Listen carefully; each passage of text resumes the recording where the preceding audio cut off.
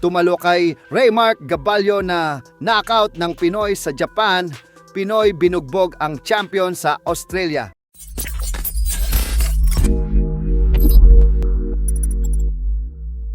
So isang napakagandang balita naman nga po para sa ating mga Pinoy boxing fans. Ito po ay dahil pinutol na ng ating kababayan na si J.R. Raquinel ang pamamayagpag ng Meksikanong boksingero na si Ken Von Torres. Kung ating matatandaan ay gumawa ng ingay at pangalan ng Meksikano sa Philippine boxing community ng masilat nito si Raymark Gaballo, kung saan ilang beses itong pinabagsak si Gaballo sa round 1 hanggang sa tuluyan niya itong tinalo by a first round technical knockout. Bukod dyan ay tinalo din ni Torres ang ilan pang mga pambato natin na kay Jay Catarascia at Jason Faculangin. Kaya madami na itong natalong ang mga top Pinoy prospects natin. Subalit natapos na ito dahil siya na ang tumiklop sa ating kababayan. Nagmistula po kasing isang napakadaling laban lang para kay Raquinel si Torres dahil kung ano ang ginawa niya kay Gaballo ay ganun din ang ginawa sa kanya ni Raquinel sa naging bakbakan nila sa Japan. Tatlong beses niyang pinatumba sa round 1 bago tuluyang nakuha ang panalo via first round technical knockout.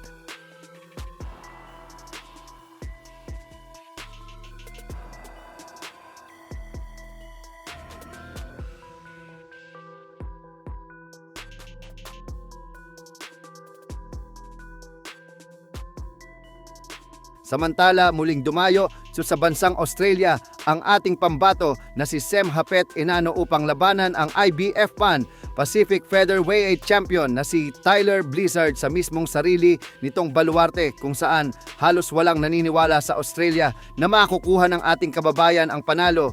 Subalit laking gulat nga po ng mga fans dahil hindi ito pinaporma ni Enano at agad itong naging agresibo sa umpisa pa lang ng bakbakan. At dahil sa nakita na ng referee na bugbog sarado na ng husto ang kampiyon, kaya naman nagdesisyon na lamang ito na ihinto ang laban sa round 7, dahilan kung bakit nakuha ni Enano ang panalo via ikapitong round technical knockout.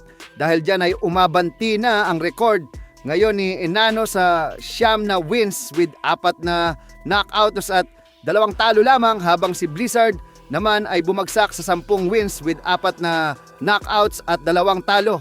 Napakalaking bagay po ng tagumpay na ito ng ating kababayan dahil pangalawang beses niya nang dumayo ngayong taon sa Australia at parehong niyang nasilat ang mga Australian fighters. 3 buwan pala. Mga nakakalipas ay tinalo niya din via unanimous decision ang undefeated prospect na si Tyrell Adams para masungkit ang IBO Oceania Oriental Featherweight Belt.